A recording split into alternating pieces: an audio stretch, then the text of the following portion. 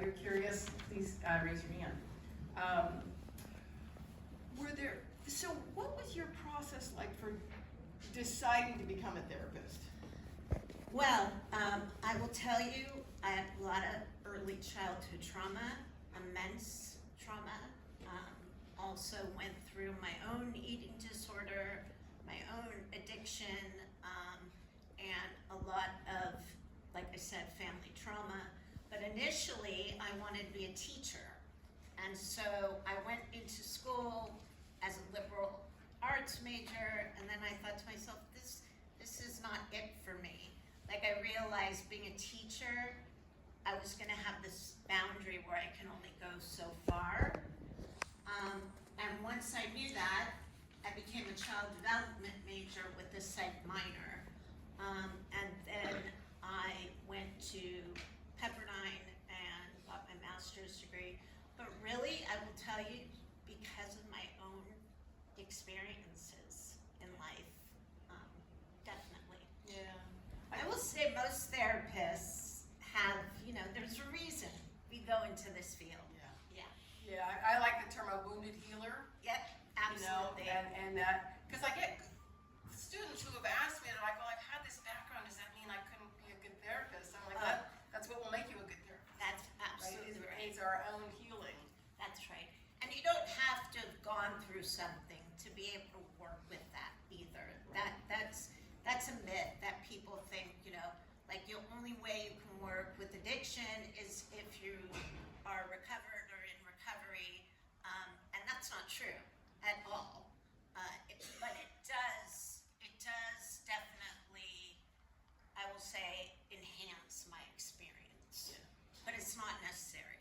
No. And I think too, you need to know how close to home you can be comfortable with a client, That's right. right? If their wounds or trauma is too similar to yours, that may be more than you're comfortable working with, but you could work with a whole different client population in the back. Do you ever disclose your personal experience with your personal trauma with your clients? Yeah, so the question was, do you ever disclose your personal experience about your trauma with your clients? So, it depends. The question I always ask before I self-disclose is, what is the purpose of this disclosure? Is it to help me be able to feel like I'm more understood by the client? Is it for the client because I believe it will really be beneficial for them? So before I self-disclose, I wait usually to be able to reflect on why I want to use this disclosure. And I also ask my clients if they're okay with it. How would you feel about if I did some self-disclosure? Because some people don't want to know. And you need to be practice a lot of humility around that. I still remember my supervisor's voice still in my head from my very early clinical work saying, so who was that for? That's right. That's right. And especially you have to be careful to disclose where you're talking about having overcome or something or healed from it, because it can sound condescending. That's right. Like, I had this terrible thing happen and I'm better, so you'll be better. And they're like, well, yeah, but you're not me. Yeah. And you can And shut also them that goes into the power differential. That I'm not better than you. We're both human beings. This is my profession. That's it. But we're both human beings. Yeah. Yeah. So, tell me about what it was like to move into working with your client population, which is predominantly eating disorders, right? Well, I started working, like you said, in bathrooms and closets back in the day. For 10 years, I worked with the juvenile justice system in juvenile hall with foster families, did a lot of work with that, and that was always a very interesting experience, being a white woman, going into juvenile hall, working on the high-risk units, and that was always something that I really had to deal with. But honestly, it always just sort of flowed, because it's just who I am, and that's who you do that. But again, just being a human being. So I started in juvenile justice system, worked on the high-risk units for many, many years, did a lot of supervision. Then I went into being a clinical director of an eating disorder treatment center, and that's really took my path to continue to be a clinical director. I'm from Los Angeles, so I ran a lot of treatment centers, also helped build eating disorder programs. So again, been a clinical director while simultaneously being a clinical supervisor, which I've loved. And I like to say, as a therapist, I think that there's a myth that what you're gonna do is just sit in an office with a client. But I wanna tell all of you, if you choose to become a therapist, you have no idea what you're able to do. Like, I mean, I can just share some of the things that, I've done. Everything from, I'm working on a docu-series right now. I've done a lot of media work where, I've been in the news, or I've spoken about certain issues. I do a lot of speaking. I'm an author. I wrote a book. So it's like I teach. I'm a professor. There's so many things you can do, and the field is amazing. And I really, really want to stress that there's like unbelievable opportunities. You just need the right mentors. You got to find the right people to help guide you. I'm gonna grab my phone just because I realize I don't wear a watch anymore, and I don't know what time it is. Just make sure we don't run over time. But I'll just say really quick, working with eating disorders is very near and dear to my heart. In my family, lots of eating disorders. I have a stepsister who died by suicide from, complications around an eating disorder. I have a sibling who has a lot of medical problems. She's had an eating disorder for 40 years. So again, very near and dear to my heart. And currently, I am working at the Lotus Collaborative, which is just down the road, as a clinical director, where we work with eating disorders and IOP, intensive outpatient, and partial hospitalization, as well as doing mood and trauma track. We do that virtually as well, so it's wonderful. Great. So it's not just for eating disorders, it's also for depression, Absolutely. anxiety, bipolar disorder. Right, and that is a different program. It's called NTT, Mood and Trauma Track, and again, it's predominantly a virtual program, 4 days a week virtual for 3 hours, and 2 days a week in person in Santa Cruz. And what I do is I combine the MTT program on Saturdays with the eating disorder program. And it is fabulous what happens there. It is so dynamic, and a wonderful experience. Yeah, question.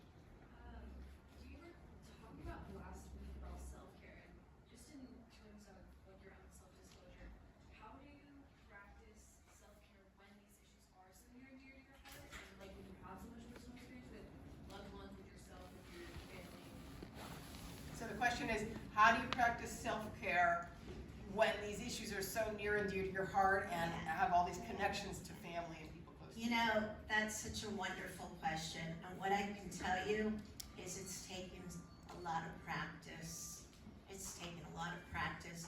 It's taken a lot of self-reflection, which I really, really do a lot of. My self-care, every day before I go home, I have a ritual that I do, just, what do I want to leave behind? What do I want to bring inside, into my home? I swim in the ocean. That's very cleansing for me. The ocean is my playground, so I make sure to, get my time in the ocean. And I pay attention to when I'm feeling near burnout, I need to practice even more self-care. But I have to tell you, it's just been, I've been doing this for 30 years, so it's really been practice and awareness of what's happening for me in a session. I pay a lot of attention to my experience because that is so important in how I show up for my clients. Yeah, I love that. Yeah. Yeah, I mean, as a clinician, if you're spacing out, or if you're getting annoyed That's with right. your client, or you're getting sleepy, those are all cues that something's going on for you as the clinician, not necessarily with your client. That's right, that's right. And you have to pay attention to that, and how are you gonna use that in the room? And where it's gonna be most beneficial for your client. Because it's always what is in the best interest of my client. Yeah. Yeah, great question, thank you. All right. So what are some of the things you like most about being a therapist? You know, when I was younger, it's funny, I remember somebody asked me in my teens, like, what's your passion? And I said, human connectedness. I knew that at a very young age.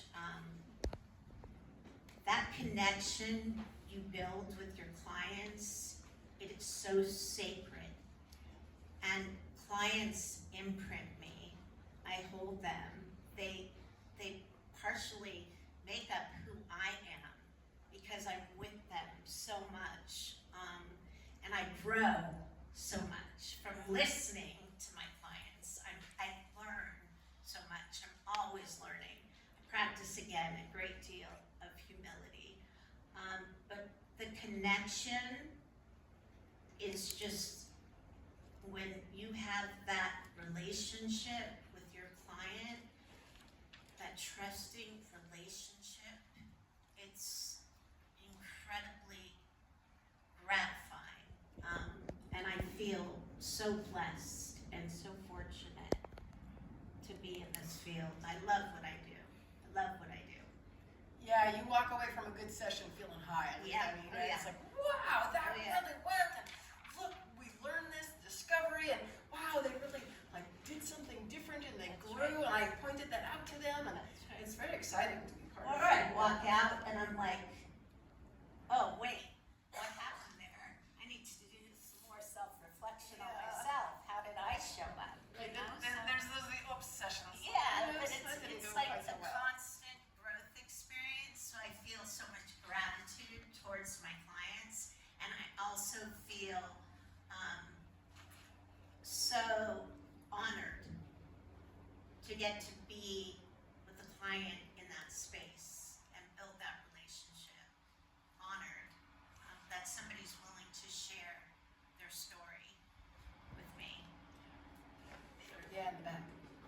How difficult is it to maintain a client-doctor-client relationship while also talking about like personal experiences? Yeah, so good question. So they're asking, how hard is it to keep a professional client, Yeah. provider relationship while you're talking about such intimate details, including your own disclosure? You know, I mean, I have very strong boundaries. Boundaries are so imperative. And it's interesting because once in a while I get those clients where I'm like, gosh, I could really be friends with them. You know, there's a couple in particular. And so I have to pay attention to that. Like, what is that about for me? You know, and how I use that. But boundaries are just imperative. And if I see my clients in the community, because I'm also, you know, do individual therapy, I don't say anything. If somebody comes to me and says hello, I will say hello, but I will honor everybody's confidentiality. And you know, I would never like introduce myself and say, oh, I'm your therapist or anything like that. So just being very aware and empowering you as the client. If you want to approach me, you can, but I'm not going to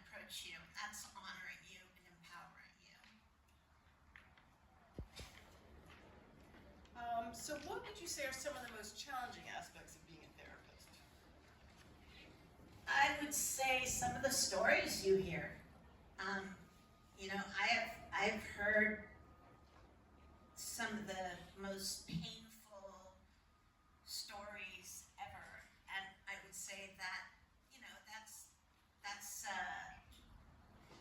a challenge on how I navigate that. I mean, I can tell you, I remember my very, very first client when I was just starting, entering the field, and she was in foster care, and she came to the office, and I asked her, you know, why she's here, and she says to me, just without any emotion, very flat affect, she says, oh, well, I was laying in bed with my mom, and my dad came in and stabbed her 30 times, and the blood was going all over me, and I just watched my mother being almost killed, and then my dad left.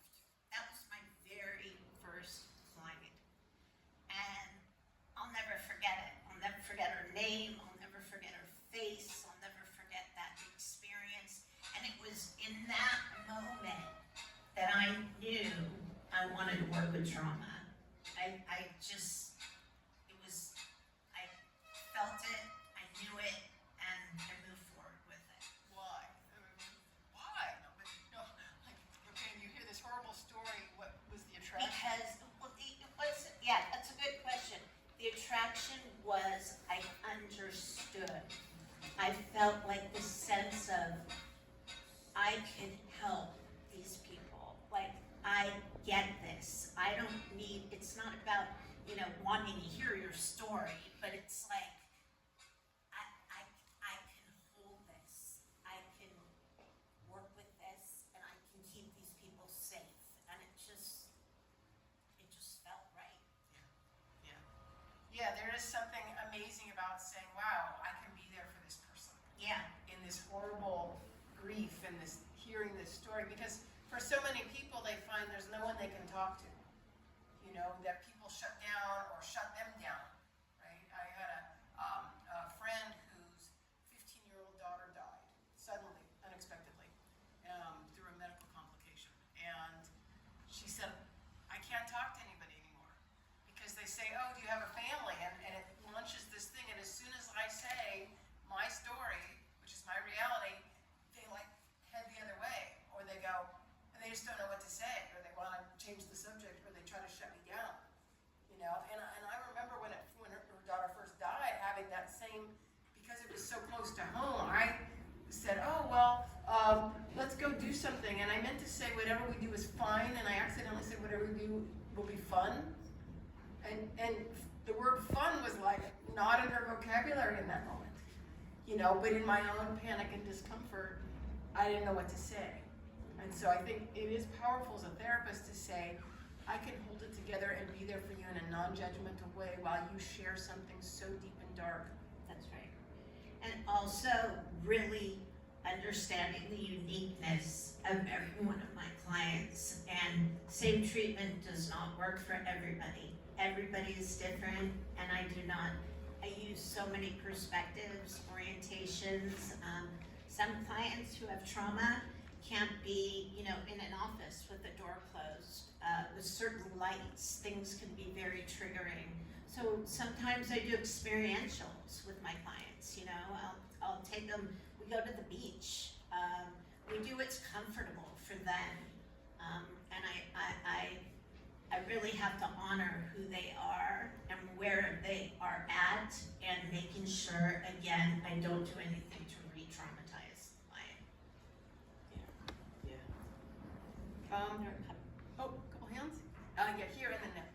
Yeah, I have a question. So you have this doctor-patient relationship with your clients, right? But if your friend goes through something like that, do you talk to them as a therapist, or do you talk to them as a friend? How do you draw the boundary with your friends and your family so that they don't start seeing you as a therapist and they start confiding in you and you don't know what to do? Yeah, So that's a great question.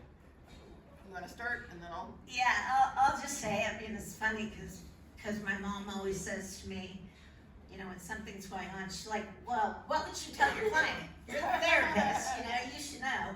But being a therapist is not a job. It is my being. It is part of who I am. So it's not so much about like wearing that hat. I'm very conscientious of it though,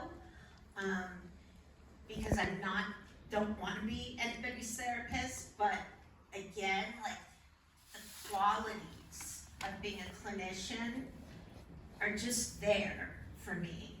And that's just how I show up as a person. So the separation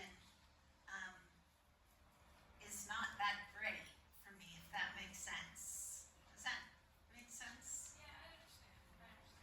I think for me, I have to work at it to not dive in and start asking questions, because I can be that person. Yeah. Like, really? And then what? And then what? And then people are like, "Ooh, I ran into an ex-boyfriend and he mentioned that he got divorced. And I said, oh, what was going on for you that you got divorced?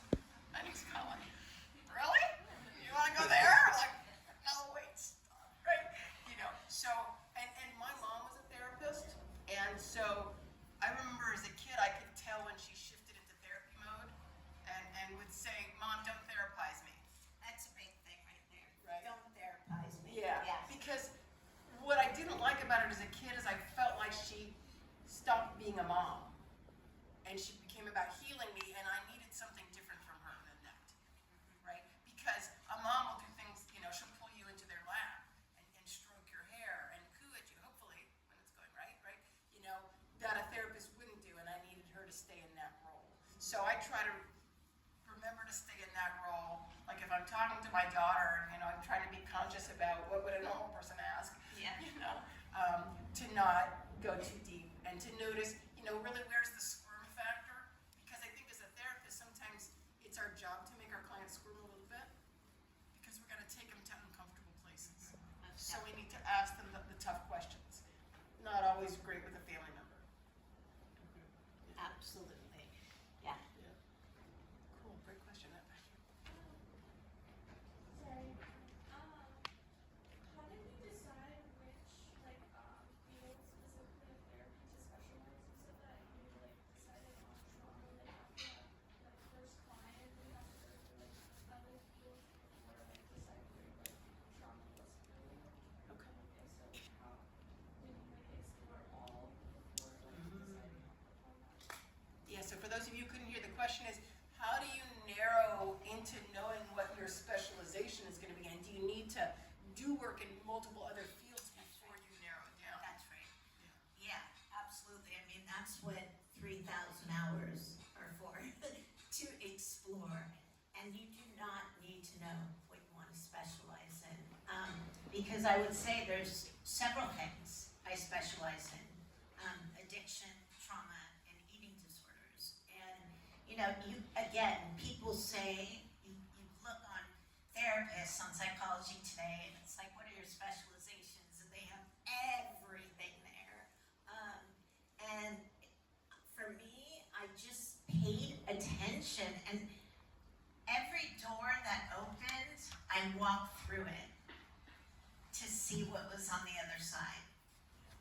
And that it sort of happened organically for me in that way, and just having a very open mind. And part of the training, I'm not sure about your training program. In our training program, we had some minimum requirements for the early training that we needed to work with different ages, Yeah. different socioeconomic status, different settings, to try to get us out there and exploring. Right. So I did one program where I was working intensive outpatient with older adults that had more money, and then another one where I was working in juvenile hall, Right. which was mostly adolescent boys of low income. And I'll say, in my younger years, I specialized with adolescents. Now, I don't work that much with adolescents. So that's been an interesting thing too, as going through my years, how I've shifted and I'm very knowledgeable of what populations are not best for me and when I need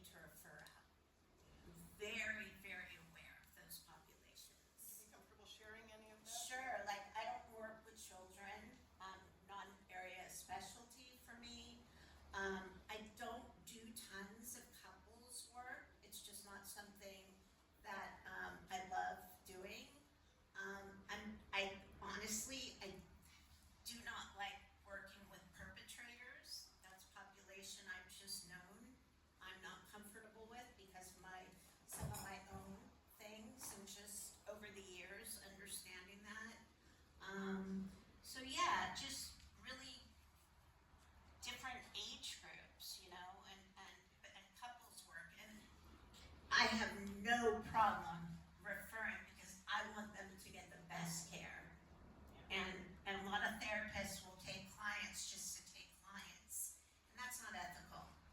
Yeah, I agree. Yeah, it's just not. And it's hard when you're first starting out, I think, in your career, Yeah. especially if you're building a practice, and you really want to take clients, and Yeah, it's and then like you flirt with that line more about, do I really know enough to work with that client? And you try, you know. Yeah. But I think the farther you get into your career and you get more financially stable, Yes. then you can pick and choose better. And say, Yes. This is really a better fit. Yes. And I know for me, part of how I can tell is the clients who I think about and I'm excited and I want to do some research for, I'm like, oh yeah, that's my population. Oh yeah. Oh yeah. Yeah, in the back. Don't like, if you were talk about like the greatest moments, what are like some of the worst moments you've had in your career? So can you give an example of one or two of the worst moments you've had in your career? Wow.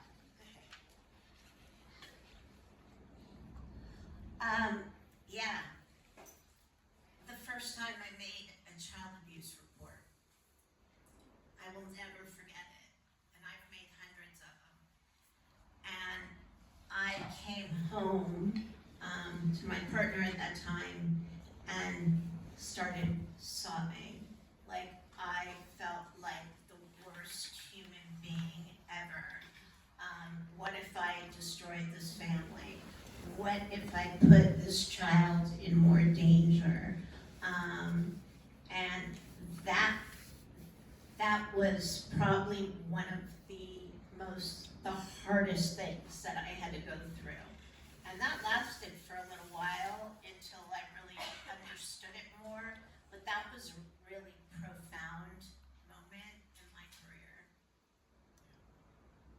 All right, yeah, and I would say for me, doing a 5150, Oh, then, you know, yeah. it's like, oh, did I just wreck the therapy relationship? Yeah. Here and then here.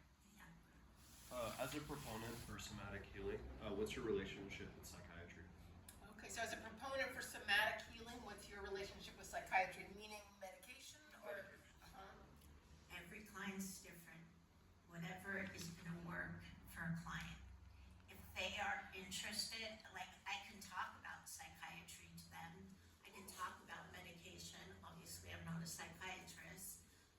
But if they are finding that that's not enough, I have absolutely no problem referring to a psychiatrist. Whatever is needed, honestly, and that goes to the uniqueness of the client. But understanding their views about medication is extremely important before I make that referral. Understanding if they've had an experience with medication that was negative in the past, really making sure that I honor that, and before I would even make the referral. So really knowing my client as well. Do you find yourself in the position of helping clients de-prescribe where they've been on medication and they're trying to come off of it? Sure, absolutely. I ran a treatment center at Mount Boo for 5 years where we had mental health on one side and we had addiction on the other. We had a lot of clients who did come in trying to come off psychotropic meds. And that is not an easy thing to do. And a lot of people with medications, it's so hard finding the right medication and going through that whole thing is such an experience and side effects and coming off of it. And so really, yeah, that's a hard thing to work with, but I've seen it so frequently. Yeah, and that's common for someone to start on one medication Yeah. and then try another or add or have two together and then remove this one and change the dosage, and there's a lot of tweaking for a lot of people Yeah. to get the medication right, and sometimes it never gets right. And That's right. And I have to be so aware of that as a therapist if I know they're going through that. And that's not even something they're coming in therapy about, but I know that they're going through medication changes. I'll always take that into consideration of where they are in their life to help them understand how that may also be playing a role. Question back here. So, for when you work with clients that have no experience with somatic therapy or connecting with their body, how do you get them started? So how do you get someone started in somatic therapy who doesn't have any history of connecting with their body? Oh, yeah, and so many people are so afraid to connect with their bodies, especially, I would say with eating disorders. You're so disconnected as well as extensive trauma. Honestly, the very first thing is psychoeducation. Really helping a client to understand what the process is going to be, and how they feel about it, and then also really empowering the client to let me know what's too much and talking about what is safe touch. And being aware of knowing my client's trauma history gives me indication of the type of somatic work I'm going to do with them. And so I really inform them and tell them what the experience is going to be like, and it's not for everybody, and I don't only do somatic work, but psychoeducation. How far into the talk therapy process do you usually introduce somatic therapy? Okay, so how much time do you spend doing talk therapy before you introduce the somatic therapy? Well, I don't always introduce somatic therapy at all.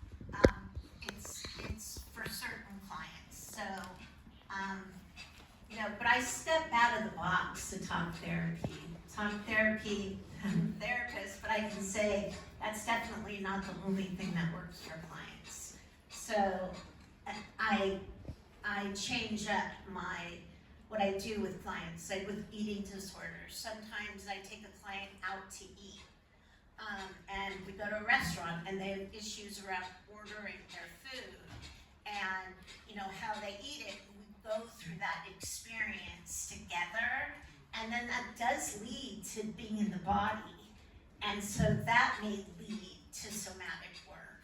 But if somebody's not coming for somatic work, that's not something I'm going to do. It's not for everybody.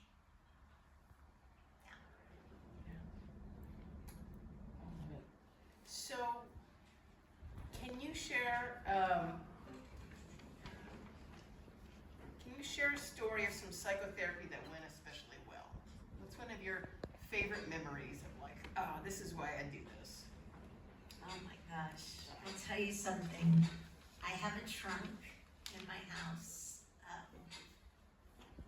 and it's filled with cards clients have written me over all my years. This necklace that I'm wearing, a client made for me, and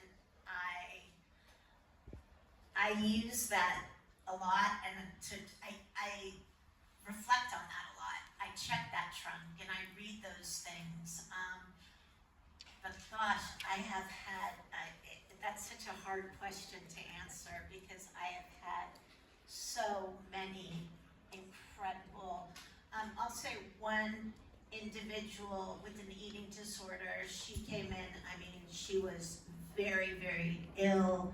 I worked with her for about 2 years, and she ended up writing a blog for 365 days about going through recovery and her treatment. And after that, she started a foundation. And after that, she got pregnant, and a lot of the eating disorder stuff reemerged, and she called me, and we met again and talked about that. And then she went out and started speaking about that all over and bringing awareness to that. And she started up her own Eating Disorder Anonymous programs, and she started a whole program in Canada. So that was incredible. And clients keep in touch with me, and they let me know and that is so gratifying, so gratifying. Yeah. Well, we are out of time, so thank you so much.